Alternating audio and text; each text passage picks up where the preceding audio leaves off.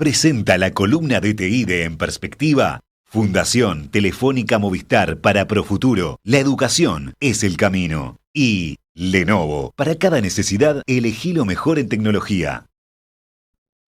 La Luna, ese cuerpo celeste que ha fascinado a la humanidad desde que tuvo conciencia, que ha inspirado poetas y a tantos otros que se la quedan viendo en las noches despejadas. Ese pedazo de cielo que afecta a las mareas en la Tierra y al que quienes creen en la astrología le adjudican un peso importante en el oleaje de sus propias vidas.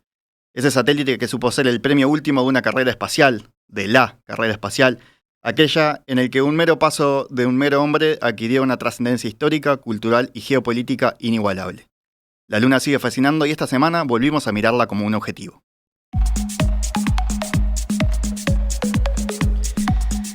El lunes pasado, la empresa privada United Launch Alliance, una iniciativa conjunta del área de defensa de la aeronáutica Boeing y de la compañía armamentística Lockheed Martin, lanzó su primer cohete denominado Vulcan Centaur.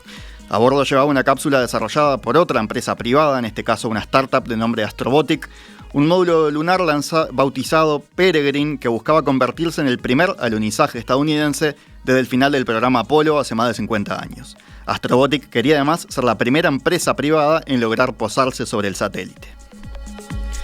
Peregrine fue desarrollado por Astrobotic con el apoyo financiero de la Agencia Espacial Estadounidense, la NASA, que le encargó transportar hasta la Luna material específico en un contrato por más de $100 millones.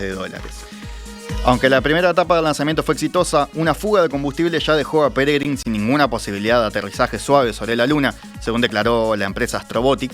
Pero más allá del resultado, tanto el Vulcan Centaur como la cápsula Peregrine son muestras de la nueva estrategia espacial de Estados Unidos que está recurriendo al sector privado en un esfuerzo por estimular una economía lunar más amplia y enviar su propia nave a bajo costo. La meta, volver a colocar humanos en la Luna como parte del programa Artemis, y luego pensar en Marte. Este es además el último hito de una renovada carrera espacial que vio a China lanzar una serie de misiones robóticas en la década pasada con su proyecto Chang'e, el cual ya tiene planes de misiones tripuladas para 2030, y que vio también el año pasado la llegada exitosa de India, el cuarto país que llega a la Luna con su programa Chandrayaan. ¿Qué motiva estos nuevos intentos de llegar a la Luna? ¿Por qué durante medio siglo se la dejó de lado y ahora se la vuelve a buscar con tanta ansiedad? ¿Qué rol juegan las empresas privadas en esta nueva carrera espacial? Vamos a conversarlo en nuestro espacio de disrupción, tecnología e innovación con Javier Licandro, astrónomo uruguayo, investigador en el Instituto de Astrofísica de Canarias. Javier, ¿qué tal? Buenos días. Buenas tardes para vos. Hola, buenos días.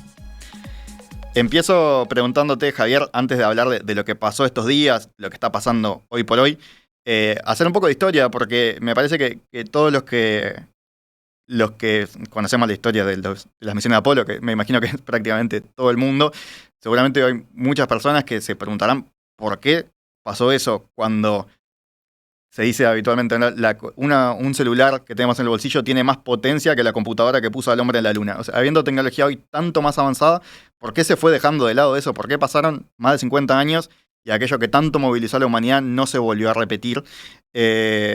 Capaz que antes de ir a esa pregunta habría que comentar primero cuántas veces llegó el hombre a la Luna. Hubo una serie de misiones ahí, ¿no? Entre el 69 y el 72.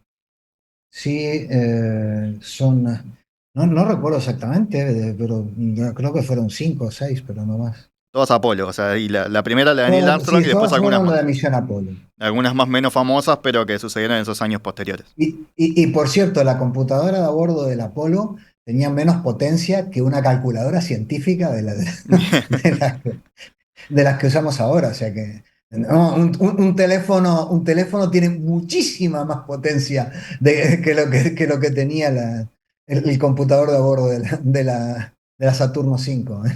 Aquella, la Apolo 11 es la más famosa, ¿no? La primera, la de Neil Armstrong, Buzz Aldrin, Michael Collins, la primera que pusieron pie en la Luna, que eso fue fruto de un interés científico, pero fundamentalmente geopolítico y militar, ¿no? O sea, los rusos estaban llegando primero y había que llegar. Las misiones lunares, las misiones espaciales comenzaron sobre todo como una gran carrera geopolítica. Cuando los estadounidenses vieron pasar por encima al Sputnik por primera vez, realmente se sintieron amedrentados por lo que los rusos podían ponerle cosas que les volaban por encima. ¿Sí? y había que ganar esa carrera. Y la carrera la llevaban ganando los soviéticos con el primer hombre en el espacio, con el primer satélite en el espacio, la meta se fijó en la Luna. Y una vez que llegaron allí, bajó el interés, porque bueno, tampoco podían hacer mucho más y los costos eran tremendos.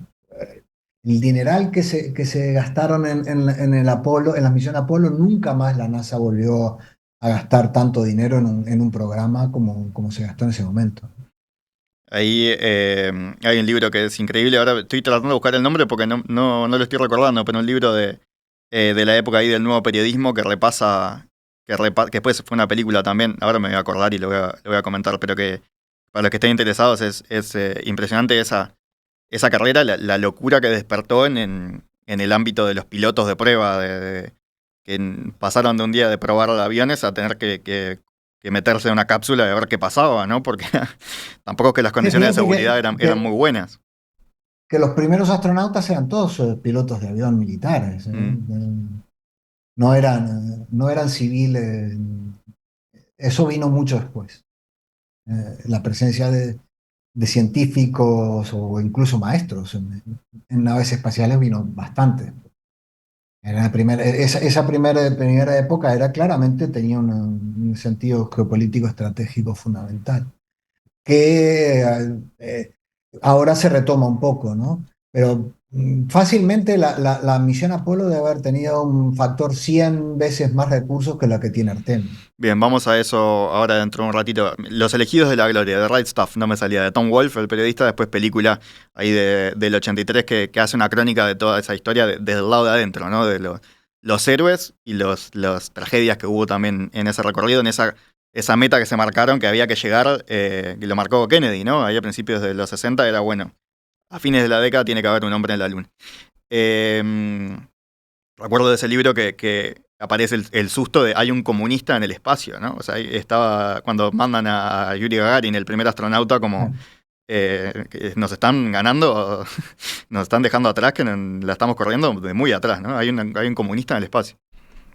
Sí, básicamente, ya te digo, cuando los radioaficionados estadounidenses ponían sus antenas para escuchar los beep de la Sputnik, tenían todo un significado, estamos pasándoles por encima. Ujú. ¿Sí? Así como ponemos una radio, podemos poner otra cosa. Después hubo una etapa, después de esas misiones Apolo, vos decías, bueno, se perdió un poco el interés, se llegó a la Luna, se logró el éxito, se puso la bandera, que todos lo tenemos como algo muy interiorizado de la bandera estadounidense, pero en realidad es un gesto fuertísimo, ¿no? Es el satélite de la Tierra Claro. y tiene una bandera de un país. O sea, ahí muestra hasta qué punto era algo geopolítico, ¿no? Era una lucha básicamente geopolítica para marcar la preeminencia a nivel científico y tecnológico, ¿no? Que era muy importante de marcar en aquel momento.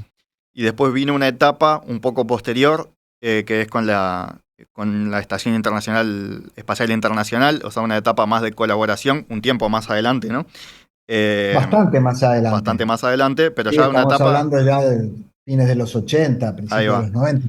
pero se Porque deja un poco de lado antes la competencia, también ¿no? siguieron compitiendo con sus estaciones propias, un poco lo que vienen haciendo los chinos últimamente, ¿no? Con su estación propia, sus planes para ir a la luna Mm. propios, lo cual obviamente están reactivando un poquito ese interés geopolítico en no dejarse pasar. No es menor que el que reactiva esto es Donald Trump, ¿no? O sea, el gobierno de Donald Trump es el que reactiva el programa, bautiza el programa Artemis y lo reactiva como para llegar al hombre de la luna. O sea, un presidente eh, con un importante nacionalismo, ¿no? Sí, pero además van pasando cosas, ¿no? El objetivo de NASA hace unos años era Marte. Y claro, también aparte de eso se van dando cuenta que el objetivo Marte es un objetivo mucho más complicado y mucho más a largo plazo. Hay que tener en cuenta que las misiones espaciales ahora mismo que nunca están exentas de mucho riesgo, tienen unos estándares de cuidado del riesgo muchísimo mayores que los que tenían, que los que tenían en los 60. Montarse en una misión Apolo para ir a la Luna era realmente una misión casi kamikaze. Y actualmente esos riesgos no están dispuestos a tomarlos. Tuvieron también algún Nadie desastre, acepta ¿no? que la investigación espacial se lleve con unos niveles de riesgo tan altos. Entonces eso también implica ir más despacio, implica costes mayores en ese tipo de inversiones de seguridad y demás. Y no es lo mismo, de vuelta, un viaje de 3 días, como es el viaje a la Luna. La Luna está a 300.000 kilómetros de la Tierra. Cuando si vamos a Marte ya estamos hablando de viajes de más de 1 millón de kilómetros, 1 millón y pico de kilómetros. Entonces, mucho más, ¿no? Te decía que Perdón, también tuvieron... perdón, Sí, de más de 1 centenar de millones de kilómetros, es mucho. no es poco. Un viaje de 3 días para la Luna y un viaje de 300 para ir a Marte o más. Entonces, Me decías año y medio, más o menos. requiere de otra tecnología, requiere de otros estándares, y luego llegar y hacer qué, ¿no? Por eso, el decir, bueno, ¿cómo nos establecemos primero en la Luna? Vemos todo lo que hay que desarrollar, tecnología a desarrollar para poder establecer humanos en una colonia lunar, y eso nos va a dar mucha información. Vamos a llegar, al día que se pueda llegar a Marte, se llegará con la tecnología mucho más desarrollada sobre cómo crear un hábitat y demás. Yo creo que es un paso lógico. No solo volver para llegar y pisar y plantar banderitas, sino para llegar y establecer una colonia y poner humanos de manera permanente en el satélite. Vamos a eso, te decía primero como una acotación de lo que me estabas contando, el tema de seguridad. La NASA también tuvo un par de accidentes muy importantes, ¿no? Con sus programas de transbordadores espaciales, el Challenger en los 80, el Columbia en 2003 fue, ¿no? No hace tantísimo, o sea, eso seguramente echó atrás muchas de estas misiones tripuladas. Vamos a ver, una de cada 100 misiones del shuttle explotó. Vale. O sea, tenías una centésima de probabilidad de morirte si te subías a un shuttle. ¿Ya? Así que no estamos exentos de riesgo, ¿no? Pero en las anteriores era infinitamente peor. Cristian. Presente. Elena. Presente. Danilo. Presente. Florencia. Presente. Estar presente hoy es pensar en el futuro. Prepárate con Profuturo, el programa de educación digital de Fundación Telefónica Movistar, que te brinda cursos como dificultades de aprendizaje, actúa contra el ciberbullying, alfabetización digital y muchos más. Ingresa en www.fundaciontelefónica.uy y conoce más sobre la oferta de cursos virtuales totalmente gratuitos orientados a docentes y educadores para que más niños y niñas tengan una educación de calidad. Profuturo, la educación es el camino. Encontrá en Star Center todas las soluciones corporativas Brother de impresión, digitalización e identificación para integradores y resellers, así como un amplio portafolio Lenovo con equipos resistentes que se adaptan a los ambientes más exigentes de trabajo y todas sus soluciones para data center. Consultanos starcenter.com.uy. Javier, vos ya indicabas la segunda parte de la pregunta que hacía yo, que era, bueno, ¿por qué se dejó de ir? La siguiente es, ¿por qué volver ahora? Un apunte para terminar la primera parte de la pregunta. Lo estamos hablando ahora, vos empezabas a responder a esa pregunta diciendo, bueno, es un paso fundamental volver a la Luna si se quiere ir más lejos. Mi pregunta es, entonces, ¿no hay otro justificativo más para ir a la Luna que como un punto intermedio? Científicamente, ¿no hay tanto para descubrir ya, que es una especie de desierto así sin tanta cosa, sin tanto recurso? Siempre vas a encontrar razones científicas para ir. Hoy sabemos mucho más de la Luna de lo que sabían en los años 60. Podemos ir a tomar muestras en otras zonas donde sabemos que, por ejemplo, puede haber agua o puedan haber algún tipo de minerales que nos interesen. Sabemos que la Luna hay mucho helio 3 y en algún momento el helio 3, cuando desarrollemos la tecnología de fusión nuclear para generar energía, el helio 3 fusionado con el deuterio es uno de las reacciones más prometedoras en ese sentido, y en la Luna hay mucho helio 3 en los minerales lunares. Eh, es decir, hay interés científico hay. El asunto es que seguramente no es solo por el interés científico, porque el gasto es enorme, pero es que hay mucho más detrás, ¿no? Cuando uno habla del gasto en el espacio, yo siempre suelo hablar más de inversión, porque lo que generas en desarrollo tecnológico, un país que invierte en ciencia, en desarrollo científico, lo está invirtiendo en desarrollo tecnológico propio, está inyectando dinero a sus propias empresas, que a su vez generan fuentes de trabajo de calidad, fuentes de trabajo bien pagadas, para gente con mucha formación. Es decir, un país que invierte en ciencia invierte también en su economía. Eso lo saben bien, europeos y norteamericanos lo saben perfectamente. Y por eso lo hacen, no lo hacen por casualidad. Este, en la Agencia Espacial Europea, la cantidad de retorno, yo que sé, países ponen millones de euros en la agencia, pero les retorna en inversiones en sus empresas tecnológicas. Entonces, eso es un generador de actividad económica también. Eh, es decir, estamos hablando de ciencia, estamos hablando de economía, estamos hablando de geopolítica y estamos hablando también de algo que es fundamental. Estamos hablando de la aventura del hombre. Mm. ¿Ah? Desde que el hombre es hombre, han habido misiones para conquistar nuevos mundos. ¿Sí? Desde que cruzaban el río hasta que cruzaron los mares, hasta que cruzaron los océanos, y ahora cruzamos el espacio, ¿no? Y eso es la historia viva de la humanidad, de la curiosidad, es la aventura, es la expansión de la raza. Este, y todo eso es Artemis, todo eso es son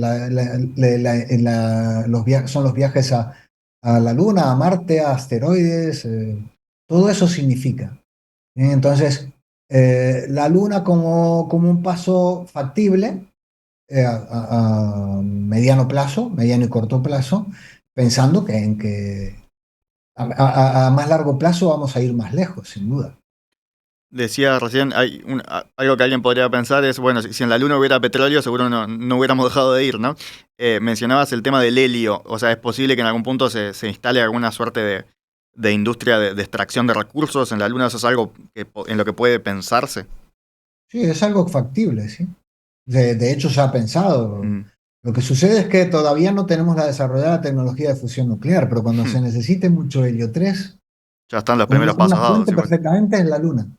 Sí. Y el tema después, decías, como para tomarla como un primer paso hacia llegar más lejos, sería el establecerse de manera estable, valga la redundancia, en la Luna, el establecer una colonia humana en la Luna. Sí. Eso está en los planes. Sí, sin duda. Eso están los planes. Esto es como cuando se empezó a viajar a los nuevos mundos, ¿no? Mm. Llegaban a las islas y se establecían en una isla, y esa isla servía de punto de reaprovisionamiento, de punto de, de lanzar de nuevo los barcos más lejos. Esto va a ser es un poco lo mismo, ¿no? Pensemos que la Luna es una de las islas a las cuales podemos llegar con cierta facilidad para luego llegar más lejos. Y además, el largo de los viajes, 3 días hasta la Luna, 1 año y pico hasta Marte, hace acordar a esos viajes en barco de los exploradores, ¿no? Uno Claro, se sube y no exactamente. sabe cuántos días va a demorar. Exactamente. Fíjate que yo estoy en Canarias. Antes de llegar a América, colonizaron Canarias, y de Mm. Canarias venían, se reaprovisionaban, y aquí daban el salto hacia América, ¿no? Ese es lo que se ha hecho siempre. Vamos. En ese sentido no hay nada nuevo, porque vamos a tener que buscar recursos por el camino para los viajes más largos. No podemos partir. Además, eh, sacar cosas de la Tierra implica sacar cosas del campo gravitatorio de la Tierra, que es muy grande. ¿Sí? O Y sea, para eso es más fácil necesitas. lanzar un cohete desde la Luna porque no tiene Es tanta mucho más fácil fuerza, lanzar ¿no? un cohete desde la Luna o desde la órbita terrestre o desde un asteroide que lanzarlo desde la Tierra, porque tienes que vencer la gravedad terrestre que es gigantesca. O sea, menos Entonces gasto en necesitas combustible, ¿no? un gasto un gasto en combustible brutal para sacar 1 kilo de material y ponerlo en el espacio. Mm. Si lo puedes recoger en el espacio, este, no vas a necesitar tanto. Es por eso es que estamos estudiando, por ejemplo, asteroides que tienen un alto contenido en agua, porque si no te tienes que llevar el agua desde la Tierra. Y cuando digo agua, digo el agua para el consumo de los astronautas, tanto como para tener oxígeno e hidrógeno, que es combustible para los cohetes, ¿vale? Entonces eso lo puedes tener si lo puedes recoger en el camino, es como tener una estación de servicio para repostar en tu viaje, ¿no? Son pasos intermedios absolutamente necesarios para llegar, para salir de la Tierra y llegar a donde queramos llegar. Esta misión que es el disparador de esta charla, la Peregrine, la cápsula Peregrine que bueno, tuvo una falla ahora en vuelo, si bien el cohete se lanzó exitosamente, parece una pérdida de combustible en la propia cápsula, va a hacer que no pueda alunizar, como decíamos al principio.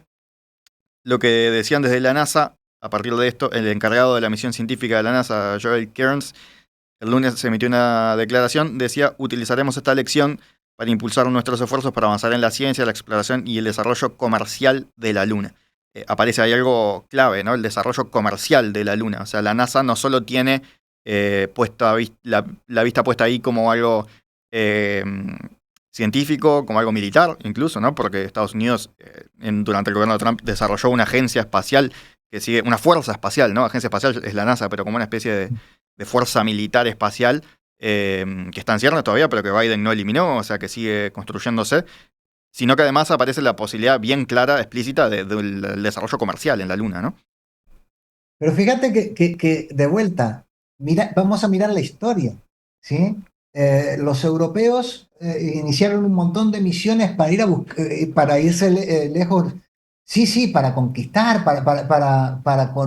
aumentar el conocimiento. Sí, el conocimiento nada, para traerse las especias y comerciar. Y la seda. O sea, las carabelas de Colón no salieron para conocer, salieron para encontrar una ruta comercial. ¿Sí? Entonces, ese tipo de cosas también funcionan para el espacio. ¿Sí? La economía mueve el mundo. ¿Sí? Y eso no lo podemos obviar, sino hay muchas cosas que son meramente conocimiento, pero también es todo un desarrollo y el potencial de explotación económica que tengan los nuevos descubrimientos que se hagan. Eso ha sido así siempre y lo seguirá siendo. El mundo está de nuevo en una carrera espacial.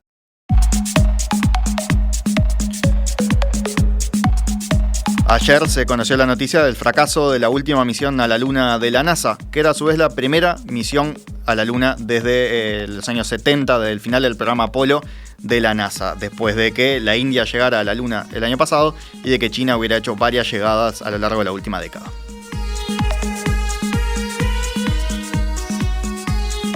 Sobre esto estamos conversando con Javier Licandro, astrónomo uruguayo que está en el Instituto de Astrofísica de Canarias.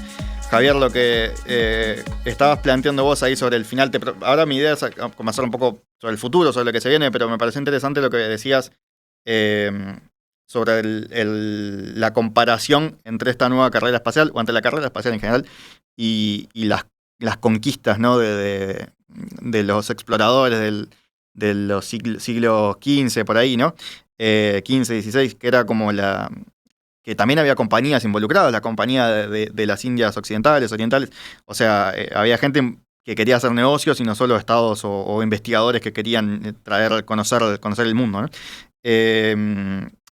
Esto es importante mencionarlo ahora porque la NASA se está apoyando mucho en privados para los cohetes, como fue ahora el caso de United Launch Alliance, que era Boeing y Lockheed Martin. También están trabajando mucho con SpaceX, la compañía de Elon Musk. También con algunas empresas más chicas, ¿no? Esta misión que fracasó era de una startup, ni siquiera una empresa muy grande, ¿no? Astrobotic. Lo que han dicho de la NASA es como, bueno, estamos dispuestos a correr el riesgo de que varias misiones fracasen, pero de poder mandar varias misiones más rápido, ¿no? Como una cosa como esa lógica más de Silicon Valley de moverse rápido y romper cosas, pero moverse. Nos tiene que llamar la atención que haya tantos privados involucrados. Vos ibas por el lado de que no. Yo creo que no. Además es una política clara que ha ido en pasos cada vez más acelerados. Antes la NASA subcontrataba partes, los motores que hechos por Boeing o otras empresas, hasta que han aparecido las empresas que te construyen la lanzadera entera, ¿no? Este es el caso de Astrobotics, es el caso de SpaceX, o contrata empresas que le hacen, necesito una cápsula para ir a la Luna, o necesito una cápsula para ir a Marte, diseñenla, contrátela. Hago 3 contratos a empresas distintas y el que la haga mejor, con eso terminaré pagando, ¿no? Por eso, de hecho, cuando tú decías la última misión de NASA a la Luna fracasó, estrictamente lo que fracasó fue la misión de Astrobotic. Claro. ¿Sí? NASA había contratado el cohete de Astrobotic para llevar una carga a la Luna. Y no solo llevaba la carga de NASA, llevaba cenizas y ADN. Sí, eso es interesante, como hay incluso empresas privadas que están empezando a ofrecer otros servicios vinculados con el espacio. Del turismo espacial ya se viene hablando hace más de una década. Y hemos tenido algún ejemplo incluso reciente, ¿no? Hace poquito. Siempre hay fricadas de ese estilo. Sí, pero había empresas en este viaje, empresas que están empezando a ofrecer el servicio de si tú te morís y te querés llevar que se lleve, claro, un fragmento, ¿no? Puede contaminar un poquito. Claro. Es muy pesado llevar carga en un cohete, entonces era como solo unos poquitos gramos, pero podés terminar con parte de tus restos mortales en la Luna o flotando en el espacio. Pero ¿no? te llevan unos gramos tuyos por $15.000, no está nada mal. Yo le encuentro uso mucho mejor a esos $15.000, te puedo asegurar. Bueno, pero la gente que lo hace seguramente no sea tanto para ellos. La política en cualquier caso siempre es fomentar las industrias de los estados, las industrias tecnológicas, y simplemente se ha dado el paso más, dando que antes hacían partes, ahora te hacen el cohete entero. Y la NASA los subcontrata para llevar sus cargas, los contrata para que, bueno, pónganme esta carga en la Luna de la misión que yo voy a hacer, que yo voy a llevar a los astronautas, y cuando lleguen ahí se encuentren con este material para poder hacer sus hábitats, para poder... En definitiva, es una manera más de mover la economía. Incluso uno de los que más está movilizando todo esto es un privado de Elon Musk, ¿no? Con su empresa SpaceX, pero él como una especie de impulsor de la idea de la humanidad como una especie transplanetaria, creo que es la expresión que usa él, ¿no? Como él dice, es necesario, fundamental para la humanidad que se expanda más allá de la Tierra, plantea él, más allá de si su último deseo es hacer negocios. Lo vende como algo filosófico, ¿no? Y siendo el hombre más rico del mundo, tiene poder para mover intereses políticos para ese lado, ¿no? En fin, Elon Musk. Por acá un oyente Mejor dejémoslo ahí porque el personaje tiene tantas aristas. Sí, es muy divertido. Obviamente no lo hace por el avance de la humanidad. Acá un oyente a Elon Musk no lo mueve el avance de la humanidad, otros intereses y otras cosas, ¿no? Un oyente tampoco que no encuentro... Sí, perdón, te dejo. No lo mueve el interés de darle comunicación satelital a los pobres con todas las porquerías que está poniendo en el espacio, sino es una forma de poder. Yo tengo el poder de encenderte o apagarte los satélites cuando tenga ganas, sino el que le pregunten a los ucranianos.